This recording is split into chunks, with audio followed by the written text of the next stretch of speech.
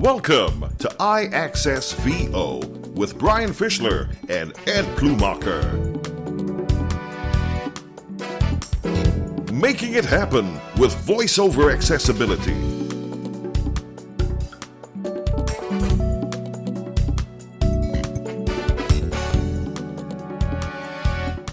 And now, here's Brian and Ed.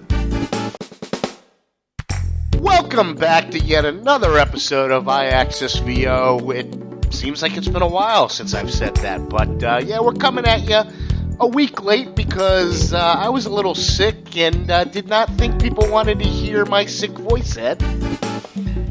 No, it was that was difficult getting communication with you. I mean, you put that really great show on at Laugh for Sight, and then right after that, I think you physically and mentally collapsed.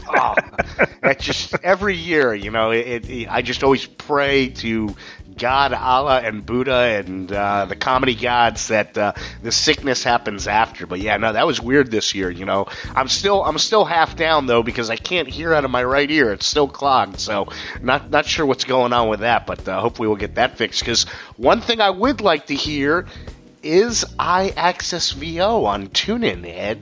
Yes, we're finally on TuneIn Radio. So if people go to their TuneIn Radio app and do a search on iAccessVO, they will find us and find our episodes. That's pretty awesome. I almost had to do a pause there, thinking you didn't know the name of our own show. No, just a little stumble. You know, it happens. Verbal stumbles. Yeah. Yeah. It happens to the best of us.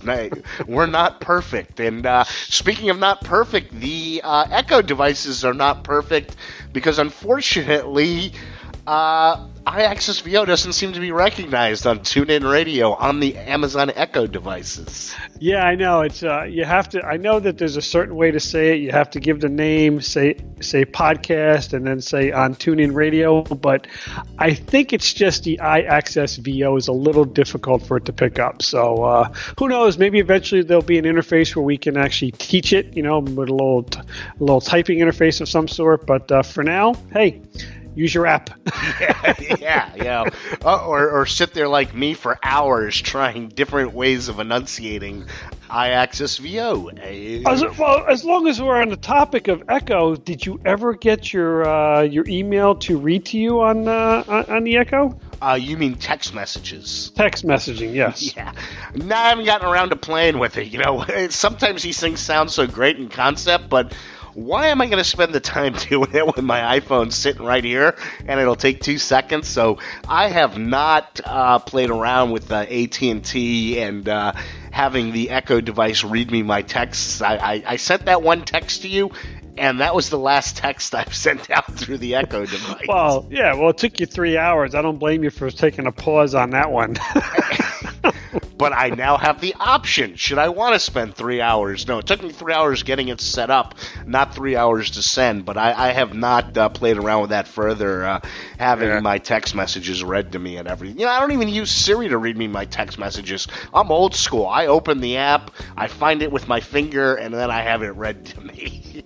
There you go. So, hey, you know, before we get too far into the show, I just want to say one thing. I mean, this is our Christmas episode. Is it really? And Hanukkah, yes. We'll be the show will be coming out, I believe, on the 23rd or 24th. So Christmas is the next day. Happy holidays. And Ed, I'll ask you a Christmas question because there is only one correct answer. Survey says, what is the greatest Christmas movie of all time? The greatest Christmas movie of all time. So is this Brian Fischler's greatest Christmas movie of all time, or is this some kind of survey that's been put out by some kind of academy or something? This is a debate that's gone on for a very long time in, I believe, the pop culture circuit. I believe the answer is the correct answer, but I want to see if you know what the correct answer is. Wow, my all-time favorite Christmas movie of all time is It's a Wonderful Life with Jimmy Stewart. Wrong answer, Hans. So yours is what, Die Hard? Yep, there you go. You picked it up, Die Hard. The debate continues, and let us know at iAccessVO on Twitter or iAccessVO@gmail.com. Is Die Hard a Christmas movie or is it not? I say it is. I therefore have to say Die Hard is the greatest Christmas movie of all time. Yeah, well, I'll recognize it. I've seen it recognized as a Christmas movie, but it's not my all-time favorite. I just can't imagine, for 50 years of my life or 60 years of my life, wanting to curl up on a cozy couch with the fire going and a glass of wine and saying, "Let's watch Die Hard again." I can. That's the difference between Ed and me. So, go. Ed, how odd. Since we last broadcast, we have an iOS update. What else is new? iOS 10.2, I updated to it because I've been waiting for it, and I'm sure a lot of people are. I mean, this was, they finally came out with the 10.2 gold standard, which is the one that means it's released for general usage. This had 6 beta versions. So, the last one I saw was 10.2.6 beta. And this is significant because it's not well publicized, but a lot of these battery issues people were having were also being blamed on iOS 10 with some of the devices, and it appears that it may have finally corrected that problem. Yeah, I was having battery issues where a couple times, and it wasn't all the time. It's, I get up around noon, 1 o'clock, and stop laughing yet, and by 3 o'clock, my battery was down to 20%, and I hadn't even done anything. And you know me, my phone is charging overnight right next to me. So I was like, wait a minute, what's going on here? So I have not noticed any battery issues since the update. But I was really excited for this update because you know me, I'm a TV guy, and I was really looking forward to the TV app. Have you gotten to play around with the TV app at all, Ed? No, I haven't done the TV app. I mean, I was going to take a look at it, and then after I got your feedback, I'm like, I'm not going to waste my time. I have the Yahoo one; it works well. And after playing around with the TV app for a few hours, swing and a miss is what I would say to Apple. Oh my God, Apple! They just have no clue when it comes to TV. Yeah, I mean, we've been hearing for years how Apple TV was going to be the next greatest thing coming for television and entertainment, and to date, to me, it's been mediocre at best. Well, what I was really looking forward to with the TV app was, in my understanding, it would have the shows that I watch, and it would, like Netflix does. When you're finished, Netflix keeps track of where you are episode-wise. Well, let's start off with the Apple TV and the TV app. First off, it has reset all your user logins, so I now have to log into every single app again because guess what? That single sign-in that Apple was so proud about bragging about, it doesn't work with hardly any TV providers. So me being a Verizon Fios, if you're a Time Warner, if you're a Comcast, single sign-in does not yet work for you. So in other words, it's absolutely useless. So for some reason, this update reset all your logins. I have to now individually go in and log into every app. And honestly, if you're logging into these apps on the Apple TV, you're going to want to use sighted assistance because you have to pull up the website, then you have to go back and read the little I was very frustrated when that happened. So I started going to check out the TV app on the iPhone because it's also on iOS. Boy, the process of setting everything up is just absolutely awful, Ed. I mean, this is, to give you a quick rundown, you first have to launch the TV app. Then it has a list of networks. You have to one-finger double-tap on the network, go and let the app open the app for that individual network, start a television show playing, then you get a message saying, would you like Apple TV to have access to this app? And some of them you have to sign in all over again. I got so frustrated with this process, I said, I don't have the time to do this now. And I was just very, very disappointed with my first experiences with the TV app. This was reminding me of the Apple Maps fiasco.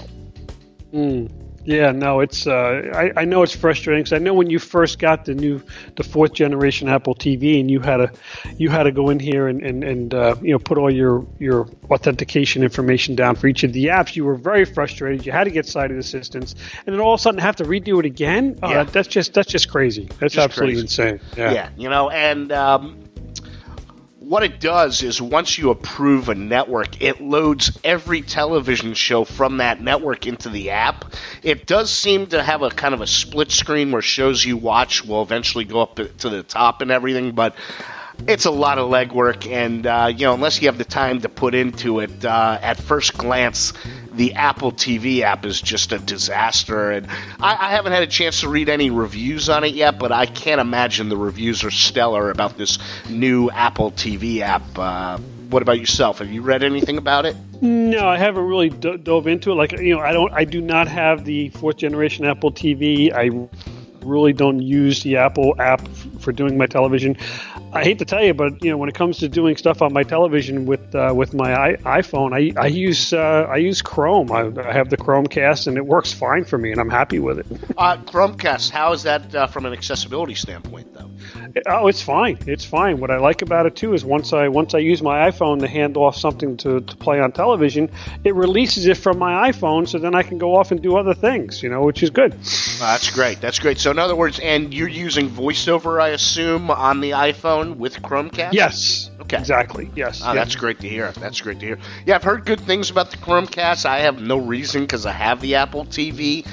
Heck, I only have 2 HDMI ports because my TV's about 10 years old, but I assume that's what you're plugged in with the Chromecast into an HDMI slot? Yes, it's plugged into the HDMI slot, and what I love about it is when I activate the Chromecast, it automatically switches to that HDMI port, so I don't have to worry about trying to figure out how to go from HDMI channel 1 to channel 2 to channel 3. It does it automatically. Well, the Apple TV does that as well, but what I hate is sometimes, like, my Apple TV remote's at my desk, and I might touch it, and then I'll go to watch TV hours later, and it's on the wrong HDMI, so I'm like trying to figure out. It took me a while to figure out, well, why is my TV not working? Well, I'm on the wrong HDMI, so that's been a little bit frustrating. But yeah, the TV app was something I was really looking forward to. In concept, it sounded like a great concept. Execution, F. I'm giving it an F, and I don't know if I'm going to use it. Like you, I'm going to go back to using the Yahoo Video Guide, which, the other funny thing, and you and I have talked about this, I like to show the Goldbergs. So on the Apple TV, on the search tab, I typed in the Goldbergs, did a search, and guess what, Ed? It pulled up results for every single thing you could want except the Goldbergs. Well, that has to do with the fact that they're using Bing, I think, as their search engine, which awful. It's awful. It's just, Google is my go-to search engine, has been for probably a decade or more now, and and I prefer that. I mean, I was a diehard Yahoo guy back in the day when Yahoo first came out. It was awesome, But now even Yahoo is private label. They use Bing. They use Bing. Wait, Yahoo's using Bing? Because well, then this makes no sense. Because I searched for the Goldbergs in the Yahoo Video Guide, and it came up right away. So I assume they were using Google. That's bizarre. The video guide is probably using something more intuitive, I guess, because Yahoo is using Bing. They no longer have their own search engine. So, but the video guide must be accessing some other database. When I meet somebody and they tell me they use Bing, I'm like, really? Have you ever used a computer? Because Google is just so much friendlier. Oh, well, that's the whole thing with Bing. I mean, on the PC side, if you access Bing, it just wants to take over. You want Bing to be your default, and it just keeps popping up. It's like, get away. Yeah, that's one good thing that's nice about the Mac. Google's default, and if you want, you can just go into your preferences and change it to Bing. I've still yet to meet the person that's done that, but one other thing that I did see a lot of people commenting about on the update. Have you noticed, Ed? Have you tried to make a phone call where you actually have to, use a keypad maybe to enter a bank number or something? Yes, yeah, of course. Or dial an extension after the main switchboard answers. Yes. Have you done that though since the update? Since the update, I have to find the keypad icon and open it up to get the keypad. The keypad used to come up by default the minute the connection was made. Now you have to touch the screen, find it keypad, and double tap it to bring up the keypad. So when you're looking to hit the keypad, is it a dedicated keypad button, or are you hitting the keypad button that's on that main dock, where voicemail is and everything, to get the keypad to come up? No. There are a bunch of options that are on the screen. One of them is to add another caller if you want to do a three-way call, and one of those options I believe there's mute, and then there's also a keypad option. So you basically touch and explore. Once you land on one, then you can flick between them. But once you get a feel for where it's at, and then double tap it comes up. But remember that other trick that we do is if you're calling a number routinely, and you have to add like an extension number in, go into the contacts and put like 3 or 4 commas in after the phone number, and then put the extension number in, and then it will dial straight through. It will dial the number, it'll pause, give it time to answer, and then the extension will punch in for you, so you don't have to worry about doing that. Yeah, I had never even thought about that, and for example, for those of you that might use an Accessoride type service, ever since I started using the commas, because I've got to do a 1 and then a 5 when I'm checking on the ride, it's just so much nicer than when you're out there in the freezing cold, have to deal with the keypad and hit a 1. I put about, I think, 3 commas in, then the 5, and that sort of thing, and it's just so much nicer. It just automatically does it and everything. So, as Ed mentioned, if there's a number you're calling frequently that does have some prompts that you have to enter into, make your life a lot easier, and go ahead and pre-program that and everything. But this just comes down to testing again, Apple. I mean, come on, what are you thinking? Make the number pad come up. It just makes me want to smack my head against the wall when I read about this issue again. And at least the phone's working. I remember when we dealt with that and everything, but. Yeah, it's like you say, it's like everybody says, 1 step forward, 15 steps backwards. You know what it is? I'm tired of reading social media and getting the name of, Amazon has hired an accessibility expert, or Facebook has a blind accessibility engineer. I want to hear the accessibility team or the accessibility department, and I want to know that there's 10, 12, 20 people in there. We're talking about companies that are making billions of dollars, and a lot of the blind community is purchasing their products. We purchase their apps. We buy products using their systems. There's a lot of buying power there. I mean, we deserve that right. Yeah, and talking about Amazon, wasn't it February where we were so excited about the accessibility team, and we didn't hear squat from them for the rest of the year. I have heard nothing since probably last March, and I was actually thinking of exploring the Voice View again just to see where it was at. Nothing. And there's nothing changed. There's nothing developed since then. No fixes like they were talking. I know they did fix later in the year. I guess what is the Amazon's not the Chrome Stick. What's their television, their plug and play Fire Stick. Fire Stick, yes. That did get Voice View integrated into it, but that was the last thing we heard, and it's been all quiet on the Western Front out of Amazon. They never really fixed a lot of the issues with the Echo app. Mm-hmm. They just, it's been quiet out of their accessibility team since they started the year with a big bang, and then it's like they vanished. I don't even know if those people that we heard all those great interviews talking about accessibility with Amazon, I don't even know if they still work for Amazon. I don't know. If anybody knows any information, let us know. I know CSUN's coming up the end of February again, so maybe we'll hear that annual surge of info again. Yeah, and as far as described video, nothing on Amazon is described, which it's getting a little ridiculous because Netflix, they've had a good run. All their own produced content is fully described and everything. And with Netflix, Ed, you could now download content with you to watch on an airplane ride when you don't have internet.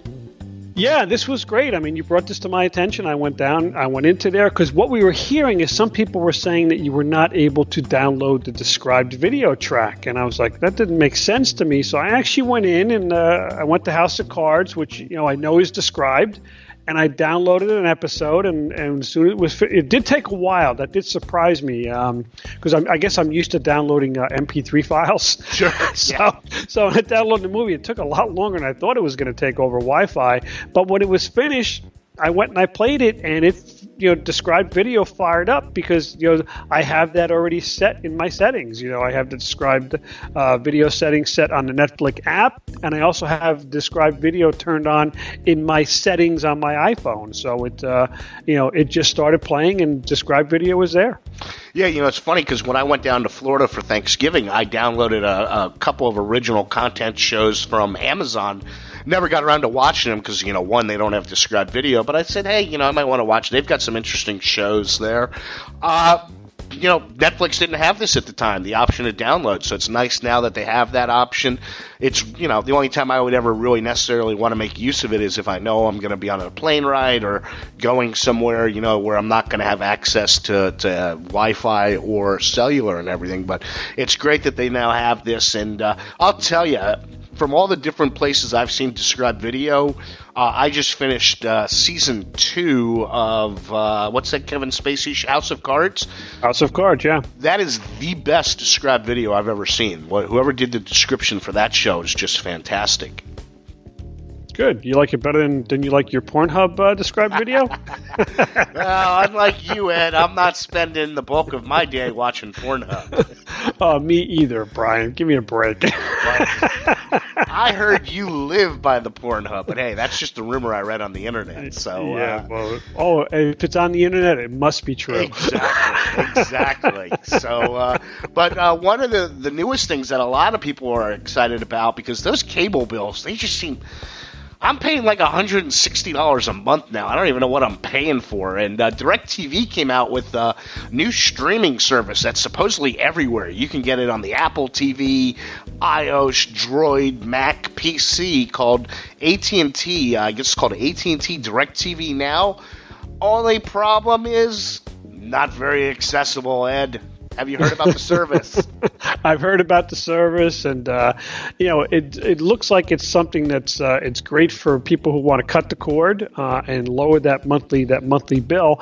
What's also nice about it is the AT&T service is you do not use any of your data in your AT&T data plan if you have DirecTV and stream. So it's basically a free streaming service at that point. You're not using up data as well. Yeah, and we personally have not tested this. But I've been following a lot of discussions about this.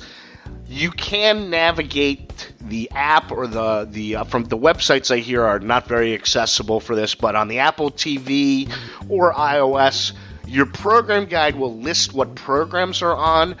But like many things, the networks are all logos, and I believe it just says something like logo or image. None of that is written out. And this is really funny because this launched about 2 weeks ago or 3 weeks ago, and we have a looming deadline of December 20th, Ed, for all kind of set-top boxes to be accessible, and I would have thought this would have fallen under that, but you can navigate it and get content playing and everything, but you're going to spend a lot of time with a lot of frustration not knowing what the channels are and everything, and you know what I do when that happens? I just stay away. There's enough stress in the world. I don't need to be aggravating myself for hours trying to work through an inaccessible application or software. Hey, for some people, $35 a month is the price that it's U.S. Obviously, I think this might only be available in the U.S. right now. I keep forgetting we are an international show, Ed. I have to mention that this may only be available in the U.S., so I do apologize to our listeners that are outside the U.S. As Ed has pointed out, there are many, many, many, many countries in this thing we call a world, right, Ed? Yeah, we're still educating you, Brian. We'll be giving you a test at the end of the year. Oh. Please tell me it's going to be like ABC and not, write-in answers. We'll do a simple multiple choice for you, okay? Yeah, well, we hey, man, I have not been spending my time studying all the countries because we just had a tremendous Laugh for Sight benefit that we wrapped up that we talked about that I got really sick after. We had one of the best lineups we've ever had, as we had, of course, Robert Klein, who you heard on a previous episode. We had Judah Friedlander from 30 Rock, Jessica Kirson, Dave Attell, Allie Klein, Maria Melito, the list goes on. And we had a very special surprise guest, that Jim Gaffigan, who was fantastic. You enjoyed Jim, didn't you? Oh, absolutely. I have been asking you. I said, "Hey, can you get Gaffigan to do the show? I really love his humor, you know." Yeah. And I know you'd reached out to him a few times, and you just weren't able to make contact with him to get him to commit or anything. And then you tweeted him in a private message, 2 or 3 days before the show. Yeah. And he showed up. It was awesome. It was really funny because I was getting off stage for my set, which was I was very happy with. Normally, I'm not happy with my sets, and the manager of the club tells me, Brian, that was one of the best sets you've ever had. And, oh, by the way, Jim Gaffigan called. He'll be here in a few minutes. He asked if he could do a set. And obviously, when Jim Gaffigan calls asking to do a set, the answer is yes. But, no, that was a great surprise that we had, and everybody really enjoyed it. And, we had probably close to 1,000 photos taken at Laugh for Sight. We had a professional photographer, and this was something we thought we should talk about, photos, because a lot of blind people are starting to take photos on the iPhone. I mean, I just happened to notice I had about 350 photos on my iPhone, had no clue what they were of. So when I was down with my mom in Florida, I was going through them, and I was like, oh, they were great photos from previous Laugh for Sight benefits. So I wanted to label them so I would know who was in the photo. And Ed, there's no way to label a photo on the iPhone.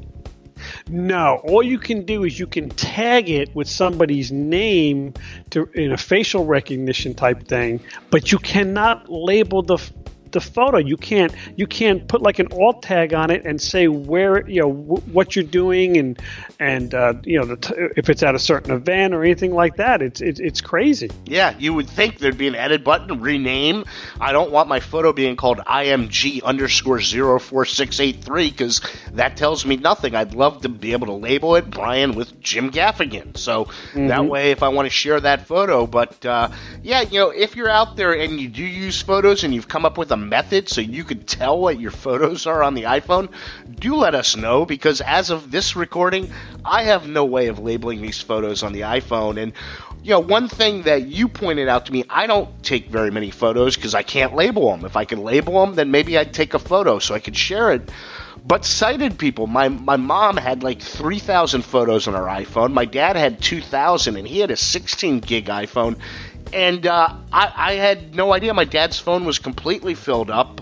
I had no idea what to do. And you introduced me to a great app and a way for him to back up his photos.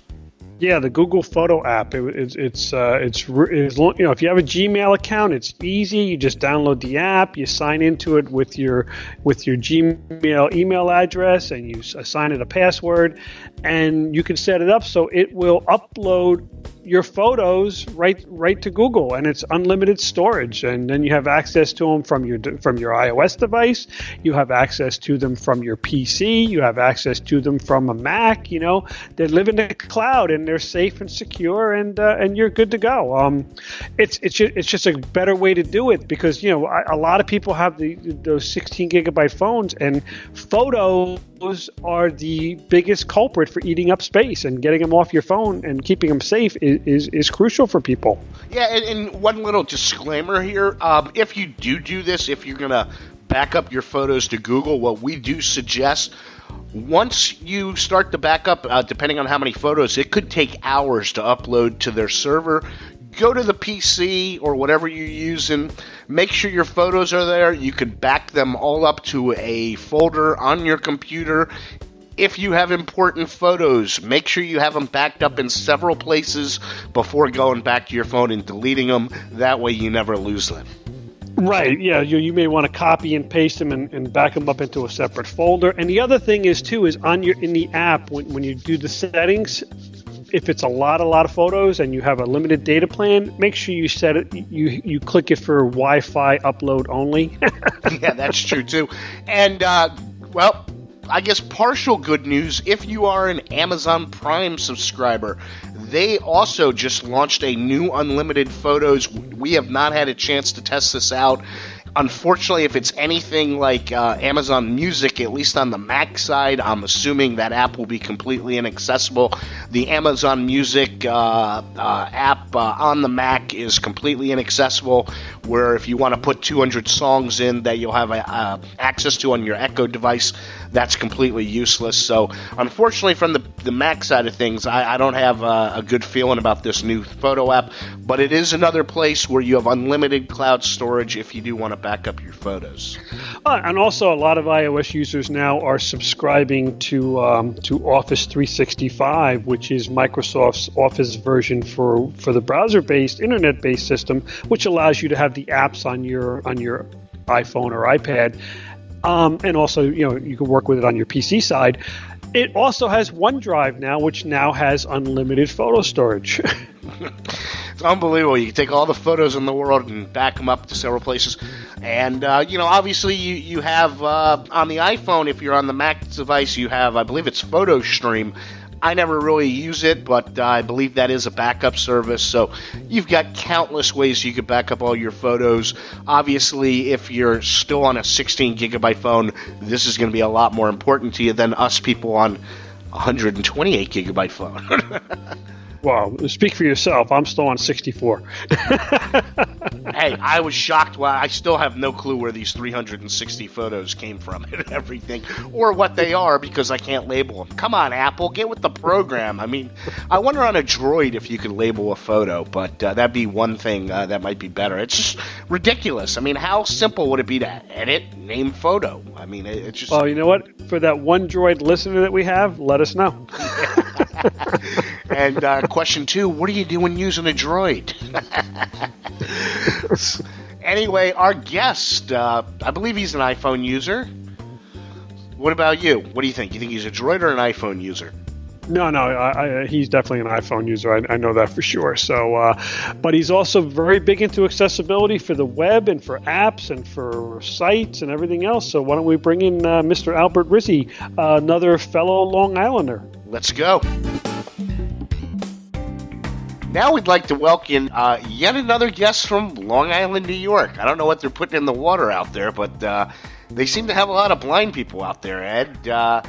Albert Rizzi of My Blind Spot. How you doing today, Albert? All right, Brian, thank you to you and Ed for inviting me here. And if there are a lot of blind people out here, I haven't met them yet, so send them my number. Actually, we do have a pretty active blind community here on Long Island in both Nassau and Suffolk, and there are a lot of groups, a lot of them tailored around socialization and physical fitness and things like that. So, Albert and I we were talking about that a little bit just before we started the interview. Yeah. Like I said, I don't know what they're putting in the water, and it's funny because I was actually born on Long Island, so definitely. Where were you born? I was born in Coram. Don't ask me where it is, though. We left when I was 4. Right up the street from where I live. Yeah. Wow. Back in those days, there was nothing in Coram but cornfields. That's right. Didn't they fill the dreams out there?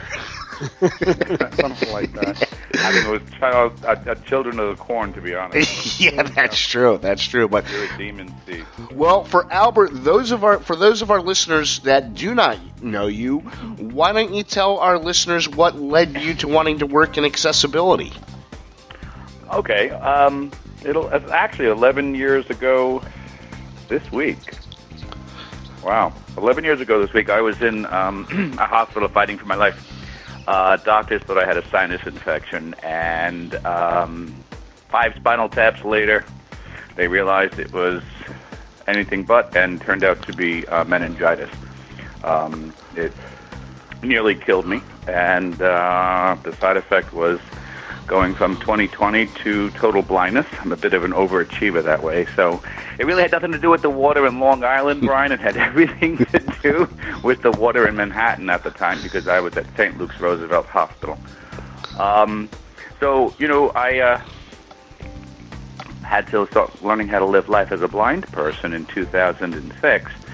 And when I first started navigating the streets and the virtual highways, I was running into walls, literally and figuratively.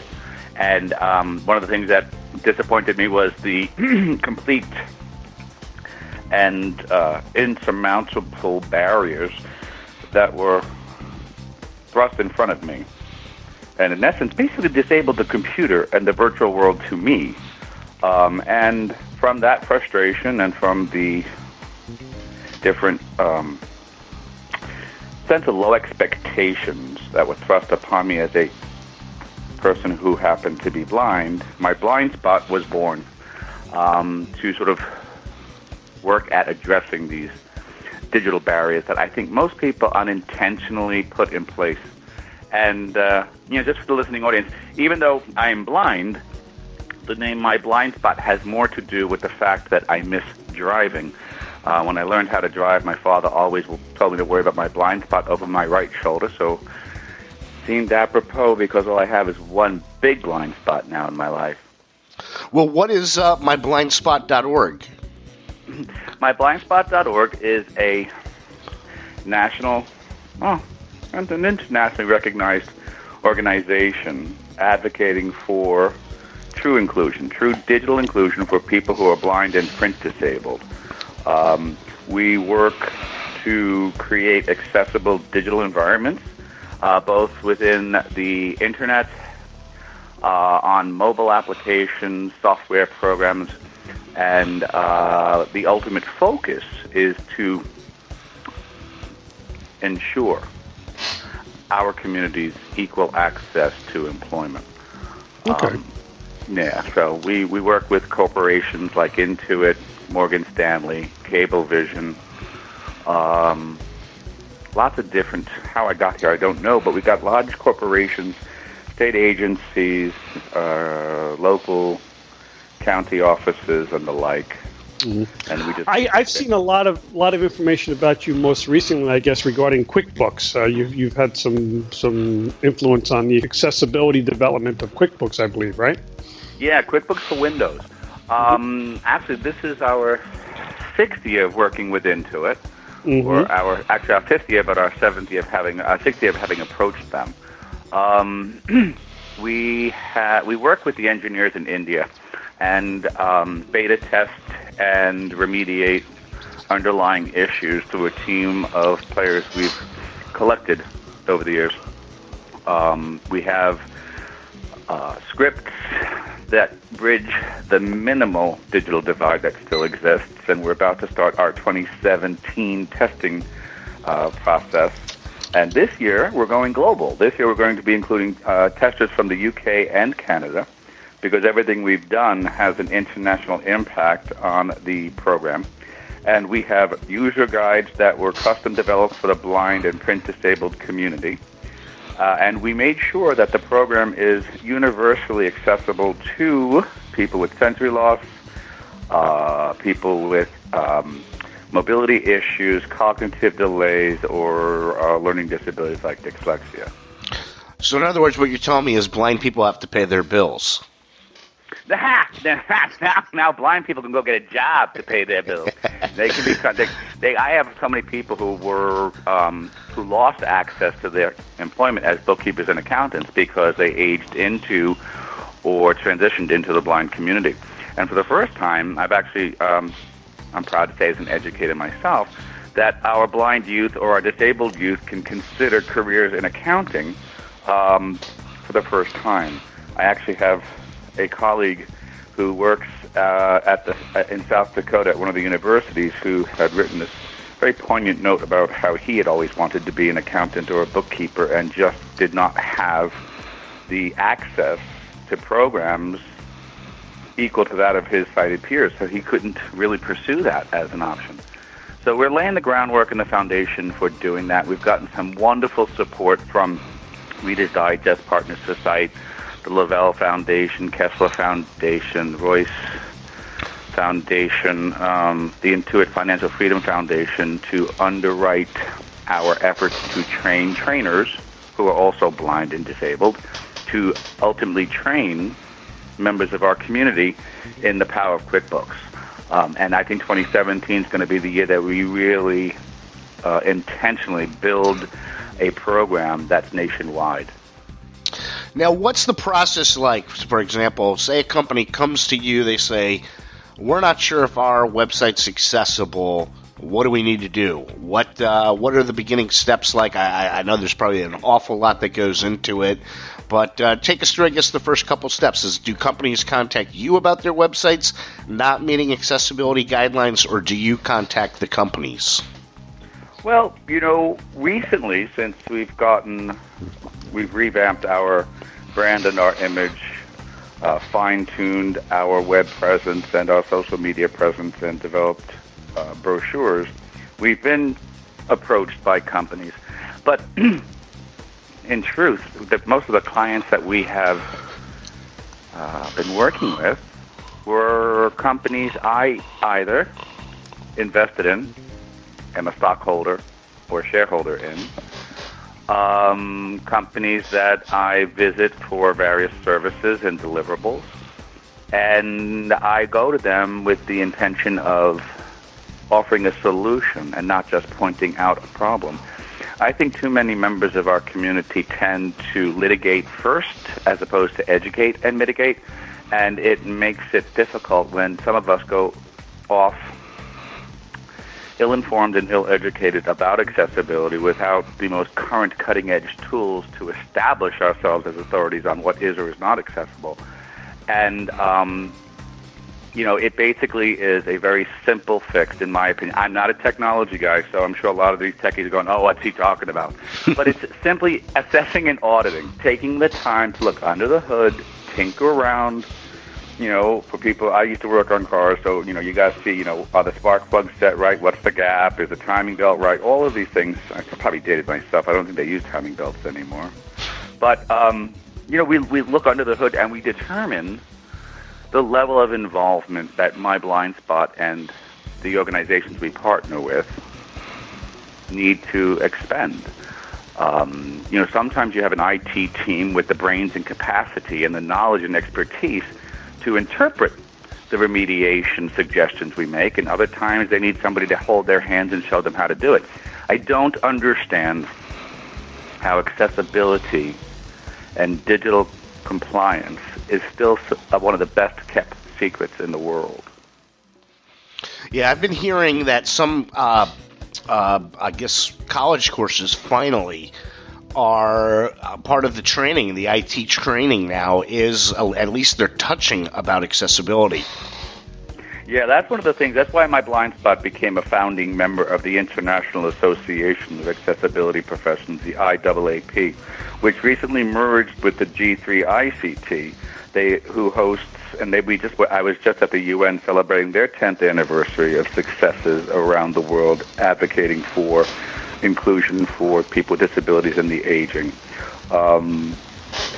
Our goal, the G3ICT and the IAAP, our goal is to really get universities and colleges and community colleges to include accessibility training, or at least infuse their coursework and programs with accessibility training that complies with international and, of course, national standards. We don't have a pool of educated professionals who are cognizant of or even aware of the type of programmatic codings that go into a digital platform, ostensibly opening it up to millions and millions of people. There are 1.3 billion people in this world who are disabled. $8 trillion worth of discretionary spending power.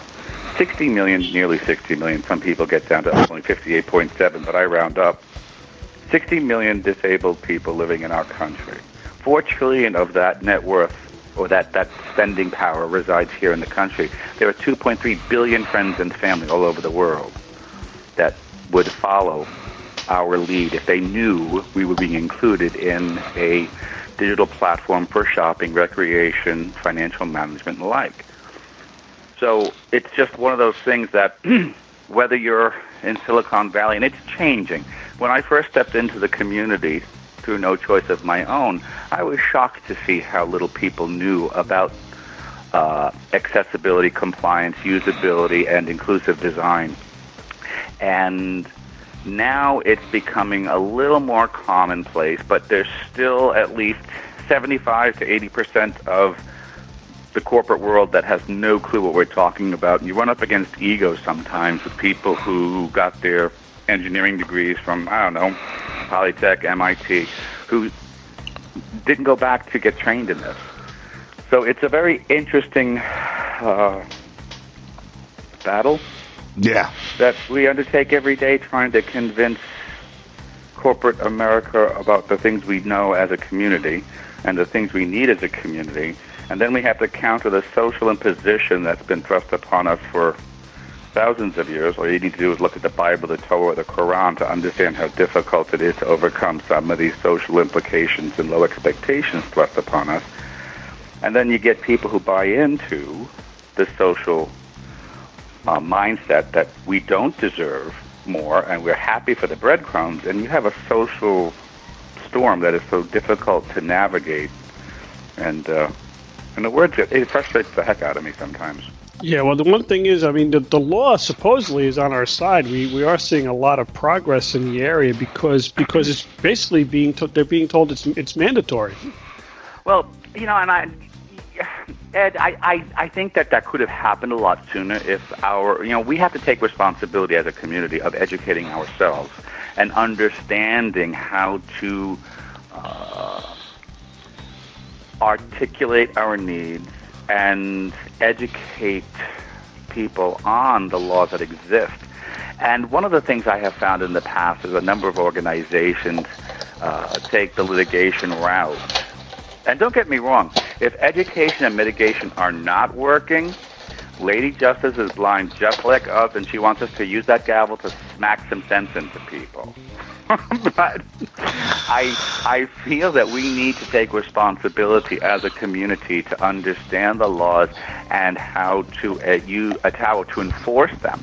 We really don't need more laws. We need to enforce the ones that exist.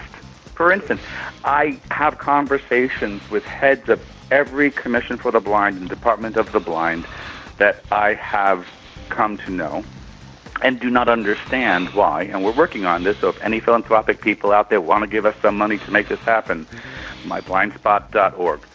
We want to be able to get funding to audit and assess every county website in New York State, and preferably all over the country, because the DOJ is suing and holding these county offices responsible for adhering to 504 and 508 and 503 of the Rehab Act, which was passed in 1973. 504 ostensibly requires all county offices to be accessible and usable by people with disabilities. If we just enforce that law within our municipalities and our local governmental offices, we could give vocational rehab specialists and counselors at Departments for the Blind or Commissions for the Blind the tools they need to place our blind brothers and sisters into gainful employment where they're actually able to feel valued and contribute to the outcomes of the office environment. Why don't we do that? I don't have an answer. No, but these are the things, and this is what happens. I get so annoyed, Brian. I feel, and I got this from somebody, so I forget who I have to, give credit to, but I feel like we're rolling a boulder up a hill, and we get to the top of that hill with that boulder, all proud of ourselves, and we find out nobody wants to buy the darn boulder. This is what accessibility has become for me, and I hate this too. It's a marathon. It's not a sprint. I hate marathons. I like to fix it, get on with it, and start moving forward. And it's all about education and mitigation. It's all about being an ambassador too. And that kind of sucks for me because I don't know how to be diplomatic. So being a diplomat just goes right out the door for me. Yeah, and I think one of the other major issues right now too, is that the technology is it's so dynamic. It's it reinvents itself like every 18 months, and if you master a certain platform, it's gone and a new one's there, or someone comes out with a new business model, or there's a new sheriff in town coming out with new products, and things just get you may have accessibility and then it's broken again, and that's, to me, that's frustrating. Well, that's true, and that's why at the G3ICT and the IAAP we strongly advocate for education and certifications and training and accessibility, and we really caution our clients against thinking just because they said accessibility and they said usability and they said W3C and put some codes into it that they should not concern themselves with quality assurance, ongoing testing by people with stakes in the outcome. You know, we can't always, and we should never depend on sighted people to determine if JAWS works. Most of them are using their eyes and cheating. So we have a pool of beta testers, and that's the next phase of our evolution. My blind spot is working with adept, proficient technology users, assistive technology users, to test and audit websites for compliance and conformance with the remediation suggestions we make, so that our efforts and the time spent, which sometimes is years, 3 to 4 years, just to get to a point where somebody then says, oh, we don't have, an accessibility division. Well, let's talk about that. But we're working all along the way, and any number of people, to your point, Ed, could come in, break the functionality, and undo years of work, and then frustrate consumers to no end. Yeah, and I hear you mention JAWS, but just because something works on the PC side of things and with JAWS doesn't necessarily mean it's going to work on the Mac with VoiceOver or on an iPhone or an Android device. Right, you're right, Brian, because what happens then is people, there's what Ed was talking about, that learning curve and that technology advancement every 10 seconds. There has been a conscious effort to look at mobile applications, which means people have turned a blind eye to desktop, and then they look at desktop and forget about mobile. And part of that has to do with our country, unfortunately, not signing up with all the international conventions that are out there to support our inclusion as a global community. And it also, in my opinion, stems from our government our government acquiescing to lobbyists and corporations about how much time they need to roll their products into compliance with the law.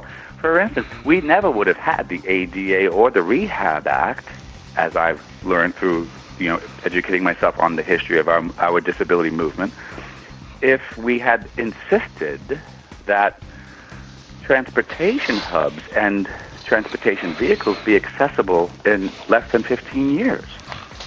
It took 15 years to create accessible buses and trains. And here we hear people moaning and groaning about and wanting to sue Lyft and Uber for non-compliance or not getting access to New York for having inaccessible cars. Yet we could always give them the option of having that established in 5 years or less. Otherwise, they lose their contract. We look at in the Department of Transportation. I sat down with them, and we hear how they have given till 2025 or some ridiculous number that kiosks, touchscreen kiosks, don't have to be accessible, or 10% or 20% have to be accessible by this year. In the next 5 years, they're going to be obsolete. Why would we give people more than 5 years to bring technologies into compliance? Because by the time that 5th year rolls around, like Ed said, that technology's gone and it's obsolete, and we're looking at the next generation of tools. Yeah. It's a very high, I sit here and I think about this all the time, and I don't have the answers. I just have the frustrations. I have ideas, but then you're up against a community of people on both sides of the coin, both disabled and non-disabled, saying it'll never happen. That's not how we do it. I actually had an issue with the oldest technology in the world Friday night here in New York City. I had a cab driver try and refuse me entrance into his cab because I had a service dog. Oh, my God. That happened to me. That happened to me in Baltimore a few weeks ago. Yeah. And I had people on I had people on Facebook. I guess they must have been offended, Trump lovers, because disabled people shouldn't just, whatever. If you're just complaining, you're just trying to get attention. No, just get another cab. No, we can't walk away from instances like that. I've actually put my head inside of a car, half of my body. Oh, that's what I did, yeah. No. Oh, no, I got in that cab, and he was a jerk-off the whole ride, and, whatever, but it was 10 degrees outside. I'm not waiting for another cab. And, no. Not at all. Yeah. And that's what people say Uber has. I've never used Lyft, and I have to, because people speak very highly of that company as well. But I have used Uber all over the country. I have never had an access denial issue the way I have them in New York City with the fleet of yellow cabs. Yeah. It's just unfortunate. But this, again, that goes back to education and mitigation. Mm-hmm. And, it depends. I'm assuming you might not present as a blind person, so they think we're also trying to get by and fake it. Oh, this one was a new one. This one told me he didn't want the smell of the dog in the car. Yeah, that was new. That was a first. You tell me this is a family program with international reach. I can't even begin to use the words I was going to say. Yeah, you and me both. But, well, Albert, getting back onto accessibility, we're at the end of the year. Where do you hope to see accessibility headed in 2017?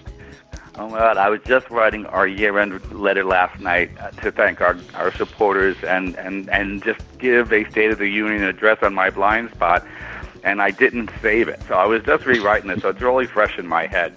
Well, for my blind spot, what it's going to look like a full court press of training our Randolph Shepherd business owners, the people who get first crack at running federal vending stands and cantinas, to introduce them to the power of QuickBooks, showing them how they can seamlessly manage their inventory and their finances without having to pay somebody extra money every week just to calculate dollars and cents for them.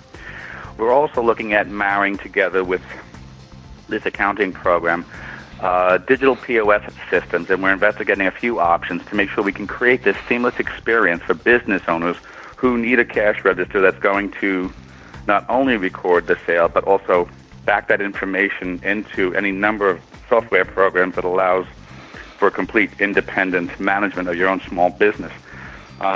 We are partnering with a company called UsableNet that has a fantastic solution that is it's called UsableNet Assistive.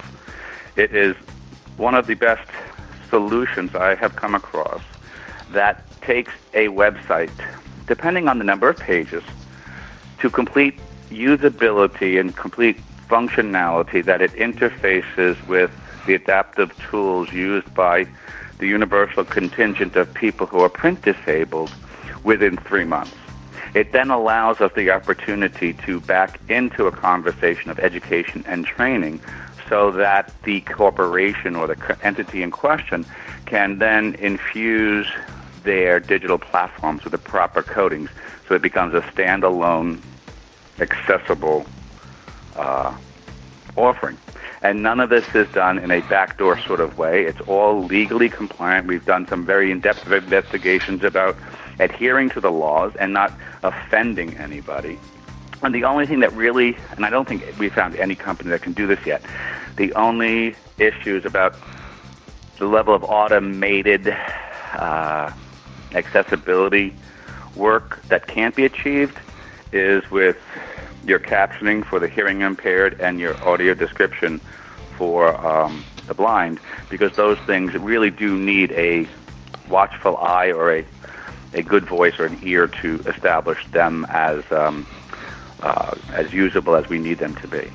So we're going to be doing that. We're going to look at doing usability testing. We're actually looking to expand our staff, and we are always looking for resources to underwrite what we do.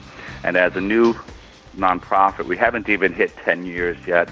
We're doing multi-million-dollar work on fumes.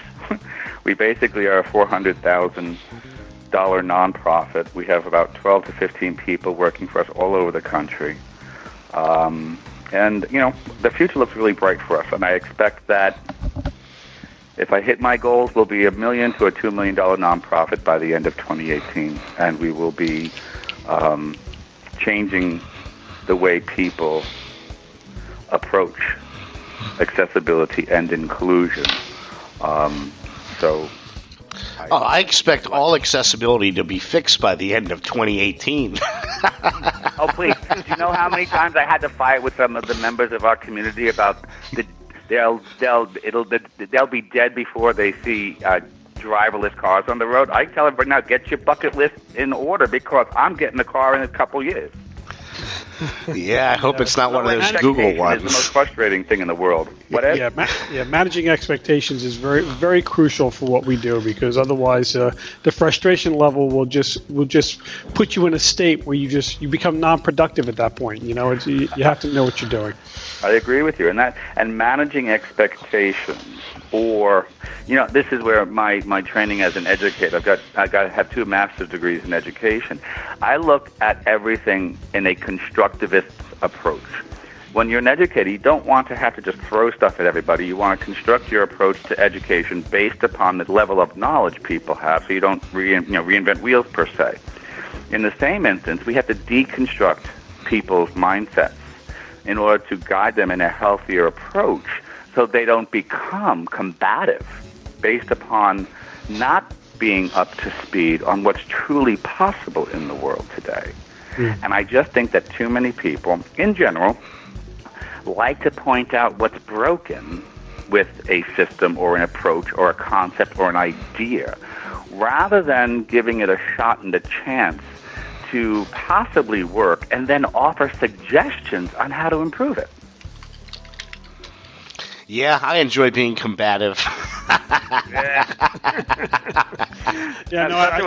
went at a bar with a bottle of beer in my hand. There you go. But no, I do like. I think the solutions approach is much more efficient, much more productive, and I think things move faster that way.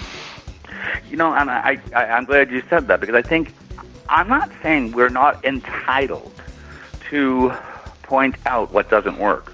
What I'd like to offer to people around the world and your listeners is if something's not working, write to me, Albert at myblindspot.org, or look us up at myblindspot.org and send us a note. And if there's something that we can do to join you in a united way that one voice speaks out about what needs to be done, so we can then bring a solution to the table and not just point out a problem. And I've found, and I don't know how many of the people in our community really get this, that the ignorance about accessibility, for accessibility, and usability, I'm moving toward calling it inclusive design, is on both sides of the coin. There are a lot of us in our community who don't understand how many millions of people really benefit from the programmatic codings that go in to make JAWS work or window eyes work. If we can make it work for people with their eyes closed, we've solved 90% of the problem. We've established a universal fix, and we've built a contingent of people that are a market base to be contended with. And if we don't educate ourselves and then take the time to educate the community at large that controls all of these digital programs and platforms we are dependent on, and we're moving toward the 21st century where that's all we're going to use, we've done ourselves a disservice, and we've done our future youth a disservice, in my opinion. I just think that if we take the time to educate ourselves, we'll be fine. So in other words, you believe the children are the future? Let them light the way. Nice pickup. So, well, Albert, I was really wrestling whether I should really just go into my falsetto and do Whitney or not. And I thought better against it. Oh, no, I thought it was great. We'll have to do that at karaoke. Exactly. So, well... No, I really do. I believe, just to put it more clearly, I believe in preventative medicine, not triage. I believe that our Gen X, our millennials, our veterans returning from any horrible war where they've lost the ability to do any number of things are the type of people who don't want to be pitied. They don't want to be rolled out on Veterans Day with a poppy on their chest just to be shown off and thank for whatever they didn't do, and then push back into these depressive places again. They want to live, laugh, make love, recreate, procreate, do everything, just like everybody else does. Yeah, no, that's very true. And Albert, why don't you tell the listeners where they can reach you at again? If they're a corporation, how they can get in touch with you to maybe do some usability testing. Just give everybody the info where you can be found at. Thanks so much, Brian. Yeah, our website is www.myblindspot.org. All one word. myblindspot.org. Our office numbers are 212-363-0330, or you can write to me at albert@myblindspot.org. We are available for consults, speaking engagements, keynotes, motivational speaking. If you go to the website, you'll see the breadth of our services and our partnerships. And since we are a nonprofit, we don't really compete with the for-profit sector. We actually harness their strengths, and we don't reinvent wheels. We use the wheels that are out there to make a kick-ass vehicle that drives accessibility and inclusion forward into the 21st century. Hey, good, awesome. That's what we're all about here at iAccessVO. So, Albert, this was very informative, educational, inspirational, and I think the listeners will really get a lot out of it. Thank you for having me, Ed. Thank you for having me, Brian. And just want to thank my cousin Jonathan for putting us back in touch with each other, and now we can actually meet and do drinks. Sounds like a plan. All right, guys. Good. You all have a blessed holiday season. Merry Christmas, Happy Hanukkah, and a Happy New Year. Great. Thank you. You're listening to Brian and Ed on iAccessVO. That was Albert Rizzi with a ton of useful information from myblindspot.org. That was some interesting stuff, Ed. Yeah, you know what? Very interesting, but most importantly, I like the solutions approach. I agree with him that sometimes that adversarial litigation type environment, it slows the process down. I mean, this falls into, like we spoke about after the interview with the Laney Feingold approach. Just going in and being more cooperative, more having more face-to-face conversation and getting solutions and getting things done. So I like that approach. Yeah, it's funny. I joke about sue, take action, but I'm just joking when it comes to that. I've actually never sued anybody, and I've never been sued. So let's not start anything new over here, okay? You're still young, my friend. You're still young. That's true. That's true. But I'm not getting any younger. Yep, but I'll tell you what, if you do sue, well, I'm sure someone will post it as a major event on Facebook. Yeah, we posted a big Laugh for Sight event there on Facebook, and I'll tell you, one of the things that always drives me bonkers when you're doing that is for some reason it's always set to default, make this a private event, and changing it to public is I always have to get a sighted assistant person to help me. So I was really excited when Facebook rolled out their new events app because I was thinking, that'll be simple. I'm sure right there it'll allow me to switch something to public. Only thing I didn't think of, what if the app is totally inaccessible? Well, not on Facebook. Don't they have the quote unquote accessible engineer who is making sure that everything's accessible for us? Yeah, the one guy at FB Access. This was just ridiculous. I even tweeted them, Facebook, what are you doing? I thought you knew about accessibility. And they're like, oh, well, please go to this link that's not fully accessible on the Mac. Take your time to fill out what's wrong with our app. I don't understand how Facebook could claim they're so committed to accessibility. Then they roll out another new app, kind of like their news app, which I haven't checked in probably about a year because of its inaccessibility. And sure enough, the events app on the iPhone, I'm hearing button. It's ridiculous, Facebook. No, that is. I mean, it's like you said, giant leap forward and then 20 steps back or whatever it is. It just drives you insane. Yeah. And It's you really question what's going on at these companies, and we know accessibility is not the first thing, but you figure when they develop a new app, maybe they have a checklist for 150 things. Maybe they need to make it 151 things, so accessibility makes the checklist.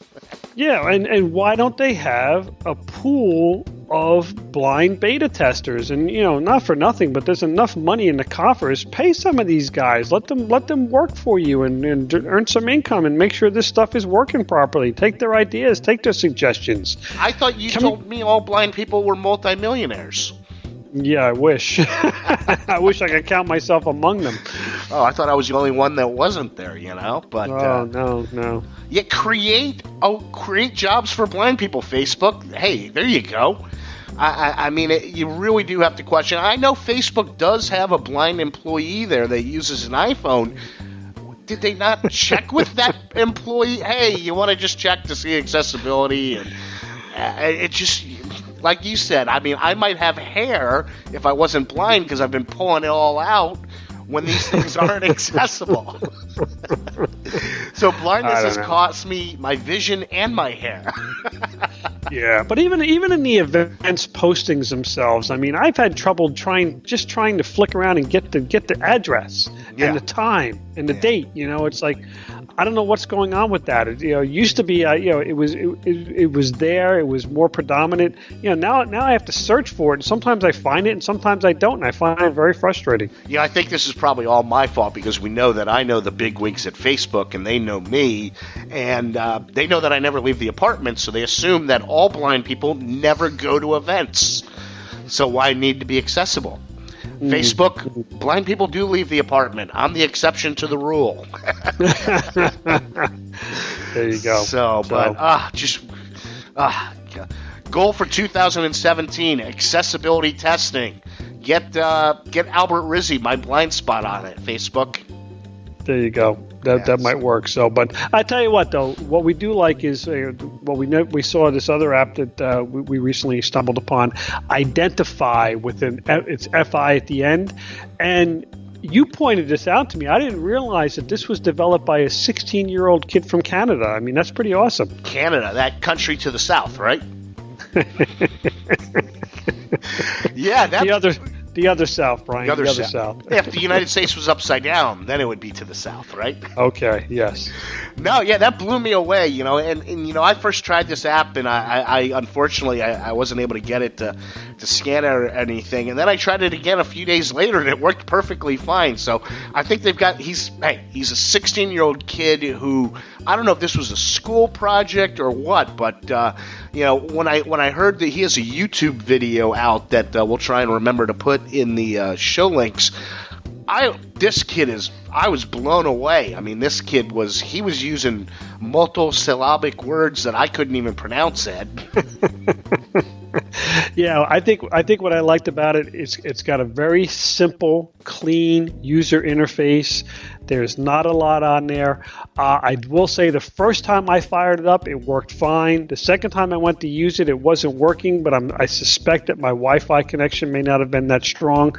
And then I tested it before the show today, and it was working really, really well. In fact, I actually went over and took a picture of my thermostat, which I can never read because it has one of those, those cheap LCD screens on it that gives you the temperature. Mm-hmm. And it actually told me the make and model of the thermostat, and then told me what the temperature said on it, and I was like, okay, I'm impressed. Yeah, sounds like the app might be a little moody. Well, I think right now it's a 1.0 version, and he's working on it, and we'll see where it goes. But I give kudos to anybody that makes something like this, and you know what, it's for free. Yeah, it's on the App Store for free. Identify, IDENTIFI, and it's another one of those apps it's a good assistive tool to use if you have little or no sight. Yeah, and I think I did see the developer posting on a few of the lists and responding.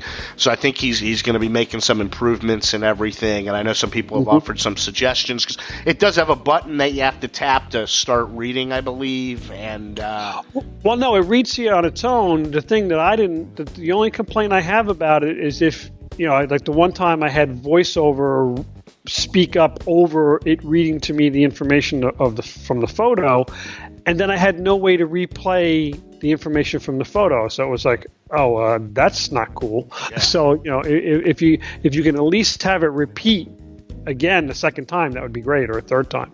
Yeah, no, I think that's something that he might be looking to put in a next version of and everything. But hey, you really got to give this guy credit, for just coming up with this and everything and releasing it for free. You can't beat the price, and I think we'll see, hopefully early next year, some improvements. And can you believe that we're already getting to the end of, what year is it again? 2016, I believe? Yes, it is. We're at the end of 2016, and like I said, we're going to be dropping this show on Friday night, just before Christmas Eve. So Merry Christmas to all my friends and family. Happy Hanukkah to all my friends. Happy Kwanzaa. Happy Festivus. I thought I was the only one of you. You're counting me as a friend finally, because I'm your only friend that celebrates Festivus. Festivus for the rest of us, yes. So no happy holidays to anybody you don't know is what I'm getting at. No. You just said the friends and family, man. What about the other guy? Well, I consider all our listeners are good friends. Yeah. Now, happy holidays to whatever you celebrate. If you're a bah humbug guy, kind of like me, then bah humbug to you too. And we're going to be with you. We're going to be with you right through the holidays. We know we're a week late. That was my illness getting this to you. But the good news on that, bonus episode almost, because we will be coming to you in another week with a very exciting episode. So we'll be with you right through all the holidays, all the college football games. And I'm a little disappointed for the end of this year because we don't got anything exciting like Y2K or the Mayan calendar ending. There's no apocalyptic doom that's supposed to take place at the end of this year that I know of, Ed. Well, unless you're going to be in last place in the iAccessVO Fantasy Football League. We have not had an update in a while, and as we're recording this, we're in round 2 of the playoffs. I'm still alive. It's my first playoff matchup. I'm going up against Laura, our one female player from Chicago. So hopefully I'm going to beat you, Laura. And when we record our next episode, we'll be that much closer, I think, to the championship finals. So maybe we'll be able to mention who will be heading into our final championship game. But all 12 teams are still active. We've got 3 that are interested in doing an iAccessVO Fantasy Baseball League come baseball season. And, our colleague John Panarese did not do so well. His team was aptly named I Stink. And he did not make the final 6 for the playoffs. But it's been an exciting year. We've already had a lot of the people involved, like David Cleveland, and express interest. Nick, our listener up in Montreal, wants to return next year, and a lot of people have posted to the message board that they had a lot of fun with it. It was their first time doing it, and we're thankful for us starting that iAccessVO Fantasy Football League. So it's been a lot of fun, and I'm just happy that I still am alive, at least as of this recording. As of tomorrow, or by the time this comes out, I may no longer be alive, but as of right now, good. And kudos to Yahoo, because it's Yahoo that allows you guys to be able to do this with accessibility, correct? That's correct. Yeah, Yahoo Fantasy Football, and it's been actually I don't even think they've had an update in quite a while. It's been smooth sailing as far as accessibility, and now I'll have the 2 months out of the year where I'll follow my hockey leagues because football will be over and baseball has yet to start. So I do hockey also, but I don't really know anything about hockey, which is weird because I'm usually in first place in my hockey league, so it tells you how much you actually have to know about the sport to really do well in fantasy. There you go. So, but okay, so on that note, my friend, I'll be seeing you again for recording within a week, and we'll hook up with everybody again just before the end of the year. Yeah, sounds like a plan. And for now, happy holidays, but we're out. You have been listening to iAccessVO.